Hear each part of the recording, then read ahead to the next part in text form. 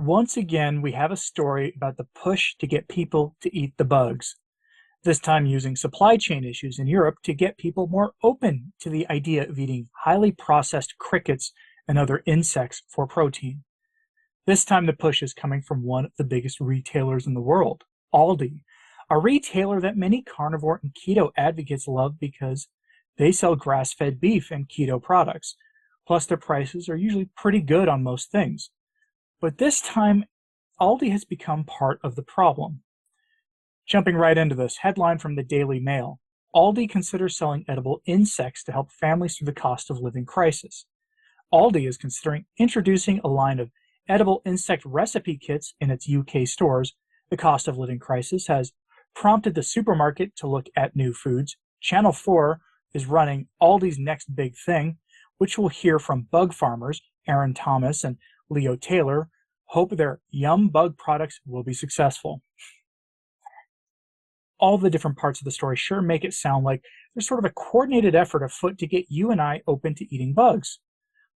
I'm not going to go over the whole thing, and I'm frankly not sure any of us really want to get to know personally what Yum Bugs are supposed to be and taste like, but bugs are neither delicious nor are they fit for human consumption, despite the fact that some destitute peoples eat them regularly. You and I already know that those peoples would eat beef or lamb if they had the option, and we know that to be true. From the article, quote, budget supermarket Aldi is considering selling edible insect recipe kits as the cost of living crisis hits families. Bugs such as crickets are known to be a cheap and sustainable form of protein. Now, Aldi is weighing up whether to stock products by Yum Bug, which make insect recipe kits. Yum Bug founders Aaron Thomas and Leo Taylor, both 28, are competing against other startups to get their product on the supermarket shelves. The duo were picked from hundreds of applicants to appear on Channel 4's Aldi's Next Big Thing tomorrow. Hosted by Anita Rani of Countryfile and BBC Radio 4 and Chris Bavin of Britain's Best Home Cook and Eat Well for Less, the six-part TV series sees suppliers compete in categories such as dinners, baked goods, treats, and store product essentials. Products are presented to Julie Ashfield, Managing Director of Buying at Aldi UK, who deliberates on factors such as price, packaging, shopper demand, and the ability to scale up. Before whittling contestants down to just 2, the finalists are then given 4 weeks to address any feedback before presenting improved products to Julie, who decides which product will appear as a special buy in over 970 stores. Mr. Thomas from Islington, London said, quote, we're on a mission to change perceptions of insects as food. They're one of the most sustainable protein sources in the world. Crickets are up to 70% protein, which is 3 times the amount of protein found in beef. They've also got more iron than spinach, more calcium than milk, and the list keeps going. They are an incredible superfood. There it is. We want to take bug consumption mainstream. If we're able to get in front of Aldi's audience, that would be an amazing opportunity, Mr. Taylor said. Aaron and I have been cooking with insects for years. It started in 2017 with weekends experimenting out of my parents' garage, cooking up all sorts of recipes and posting content online. End quote. There's that buzzword, superfood. Again, we see a bit of a dig at beef. Beef and lamb are probably the best foods on the planet for human beings. They're the most widely available ruminant animals pretty much anywhere you go. They are nutrient dense and they can be raised in a regenerative nature in sufficient quantities that if people freely chose to eat a carnivore or animal-based diet of some kind, we could provide the meat for that at an affordable rate if we made the structural agricultural changes necessary. We as human beings choose not to do that for some stupid reason. And I find it fascinating that the Yum Bug guys are going to appear on what essentially amounts to as an English version of Shark Tank. But instead of private investigators, private investors, they're coming before industrial representatives, which I guess is kind of the same thing, really. But the dig at beef is funny because they think we like beef because of the protein content. Sure, protein is very, very important, but if we were biased towards protein, and that was our main concern, we'd eat farmed fish or chicken breast. They're cheaper and you get a lot more protein than the fat.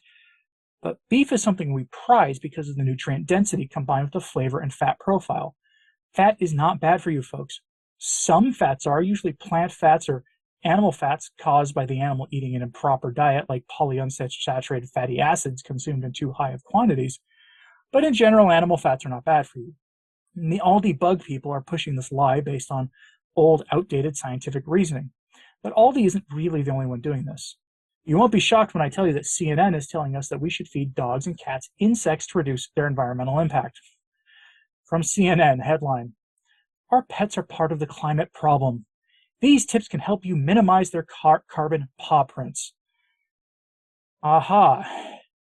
This claim sounds ridiculous, but remember, pretty much all pet food is highly processed, and processed foods, as I am constantly reminding people, have a much higher carbon footprint than, say, cattle raised in any way that is remotely close to normal. But obviously, they're not going to say anything like that. From the article, quote, "Our four-legged friends don't drive gas-guzzling SUVs or use energy-sucking appliances, but that doesn't mean they don't have a thermometer impact. In fact, researchers have shown that pets have a significant role in the thermometer crisis. But what do Barkley and Whiskers have to do with our current crisis? It's the products we buy for them that need a closer look. Their meat-heavy diet," this person's never looked at dog food before, "is the biggest contributor to their carbon paw prints, which requires an abundance of energy, land, and water to produce. And the production of pet food emits huge amounts of these concernable gases. According to a 2017 study, feeding dogs and cats creates the equivalent of around 64 million tons of carbon dioxide in the US each year. That's roughly the same impact as 13.6 million cars on the road. And if our furry friends formed a separate country, it would rank 5th in global meat consumption behind China, the US, and several other countries, according to UCLA professor and author of that study, Gregory Oken." I'm sure that guy's an authority. But don't panic. Bidding farewell to your best friends is not the answer. In addition to all the joy they bring, pets have a measurable positive impact on our physical health and mental well-being. Having a pet in a family is associated with lower stress, fewer heart attacks, lower rates of depression, and increased self-esteem. "Our work does not mean we are against keeping pets," said Pim Martins, a professor of sustainable development at Maastricht University, and someone who has researched the impact of pets on the planet. "There are lots of benefits as well. Just be aware of the side effects." End quote. Look, if that's all it takes to keep the pets despite the concerns they pretend to have about them, then let me say this. I have had a measurable increase in my mental health, physical health, quality of life in general by eating a meat-based diet. My carnivore diet has had a measurable positive impact on my life. Give this video a like if you've had the same results, by the way, by going to a animal-based or carnivore or ketogenic diet. This article isn't saying dogs and cats are worth the price we pretend to care about here. No, they're not really saying that. They're saying that you should feed them insects, of course. Quote, "I wholeheartedly want pets to be fed a good quality, nutritionally appropriate diet for them," Frimberg said. For most healthy pets, the trend to feed premium quality ingredient food goes back to our habit of viewing our pets' needs through the lens of what we would like, rather than what they actually need or like. As if dogs need bugs. We should remind ourselves that what is appealing to us doesn't necessarily equate to actual nutrition quality for the pet. Frimberger noted there are some new food developments on the market that are worth looking into, especially for dogs, including lab-grown meat. A 2014 study found insects are a good and nutritious source of protein for pets, and not likely to gross out your companion, unlike humans who would find eating such critters revolting. Insect-based pet foods can be nutritionally complete and are starting to come onto the market around the world, Frimberger said. They can also be a solution for some pets to have food allergies to traditional protein sources. And of course, only feed the amount of food that your pet needs. They'll be healthier and feel better too if they're not overweight. End quote. Maastricht University, by the way, has been essential to a lot of the drive for this stuff. But anyway, this is nonsense.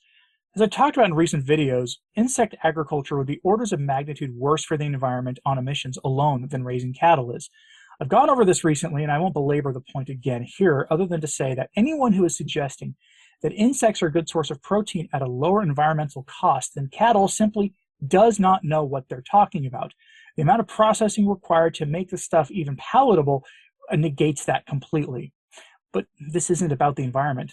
Not really. This is about control. They can get you to eat processed food, then you can be controlled.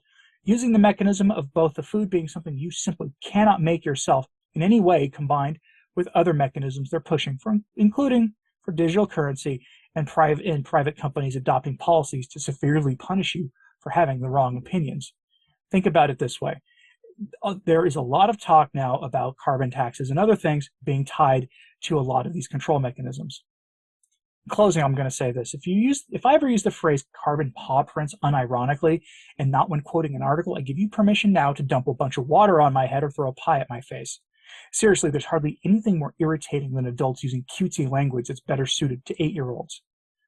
But that having been said, are you surprised that they're pushing for bugs for your pets?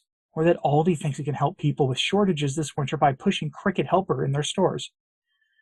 Let me know what you think of this in the comments. Please like and subscribe if you haven't. It really does help. As is sharing this on social media, that helps a lot as well.